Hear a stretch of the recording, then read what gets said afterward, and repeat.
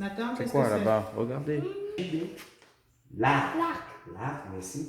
C'est assez important, les flèches. Avec le carquois. Merci. Très juste, le carquois.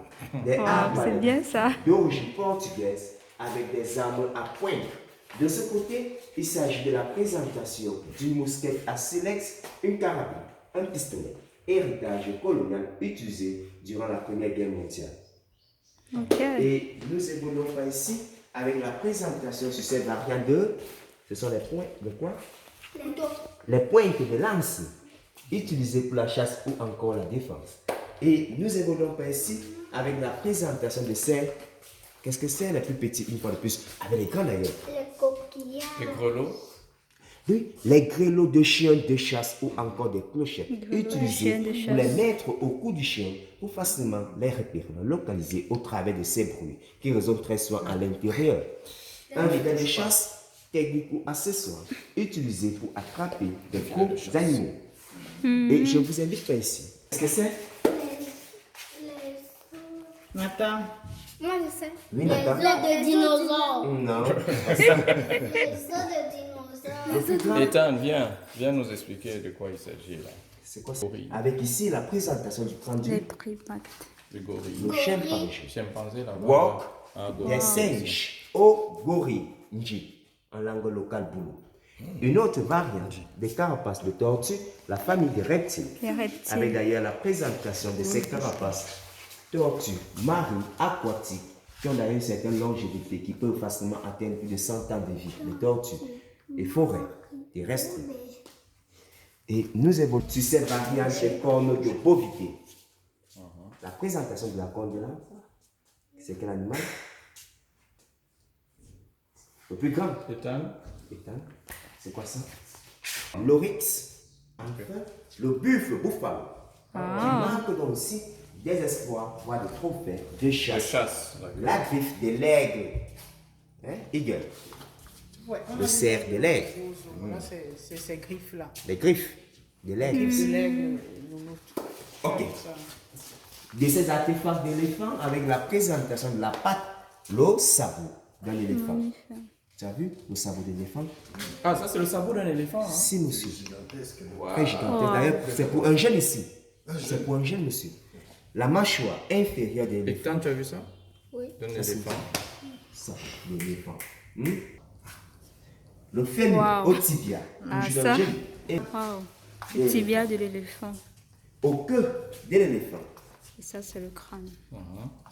Le crâne du phacochère. Le phacochère. L'oreille naturelle de l'éléphant. Wow. Ah, ça. C'est un petit. Bien, je l'ai vu, tout à fait. Et nous évoluons ainsi avec la présentation sur une sculpture en bois de l'éléphant, la peau de l'antilope, le chien sauvage, la gibecière, utilisée pour conserver les produits de la chasse, l'eau, le lenkao ou encore le loup mystérieux africain, la peau du Wow. singe, le singe royal, la vipère, le chat-tigre, l'écureuil, un lièvre. L'écureuil et le lion. On évolue le suivant. L'homme est certainement se saisir des nasses. On le mettait très souvent au courant de l'eau et une fois que les poissons se retrouvaient à l'intérieur, ils étaient capturés. Facile pour eux entre mais difficile de ressortir. Un paquet, une pirogue en miniature, ce piège à l'eau autrefois utilisé pour attraper des gros animaux. Et une fois que l'animal déploie sa patte ici à l'intérieur, le piège s'est retiré sur lui-même d'ailleurs. Regarde le piège.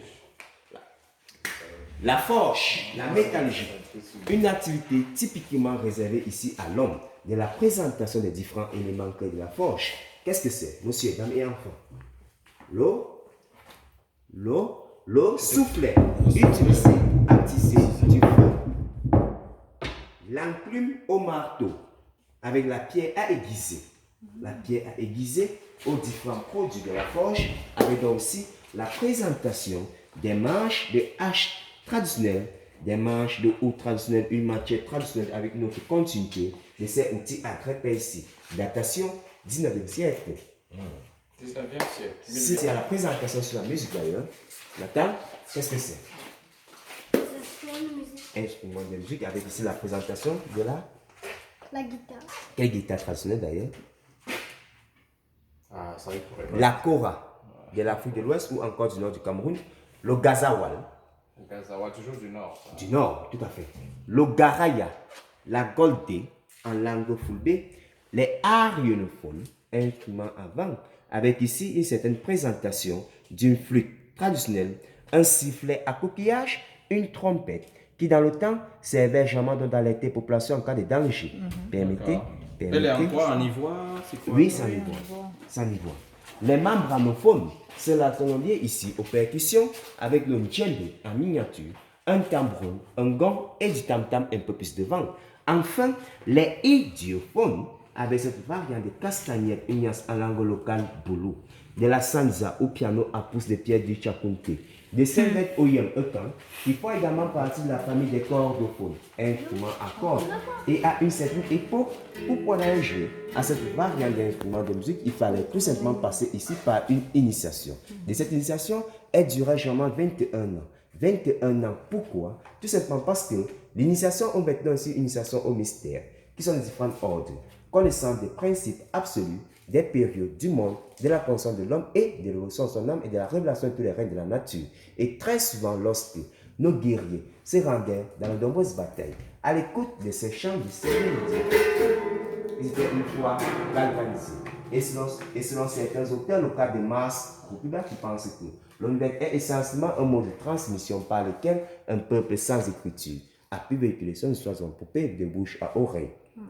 Et de ce côté, on vous présente également une autre variante d'instruments de musique, l'instrument de l'Europe, avec la présentation de la... C'est quoi, Nathan? De la... Vas-y. Qu'est-ce que c'est? Là, Vas-y, attends. regardez mon mouvement. L'accordéon. Bien ça. T'as ici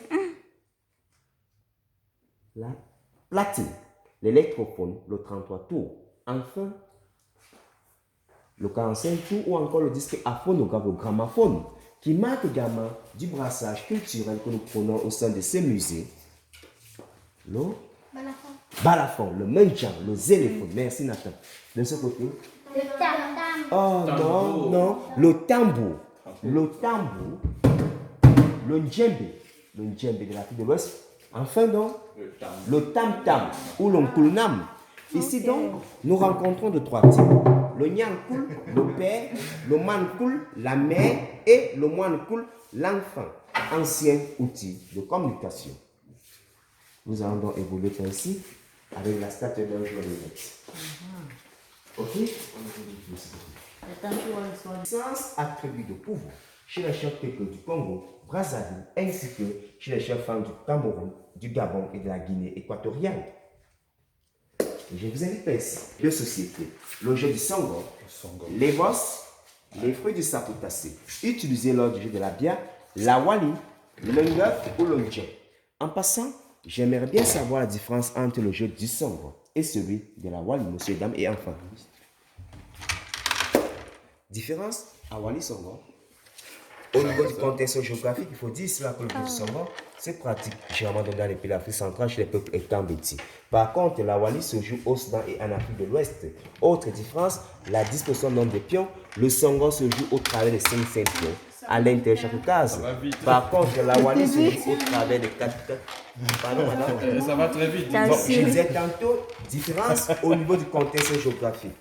Le jeu du Songo se pratique donc dans les pays d'Afrique centrale chez les peuples étambétis, boulou. Par contre, la wali se joue au Soudan et en Afrique de l'Ouest. Okay. Une autre différence, la disposition du nombre de pions.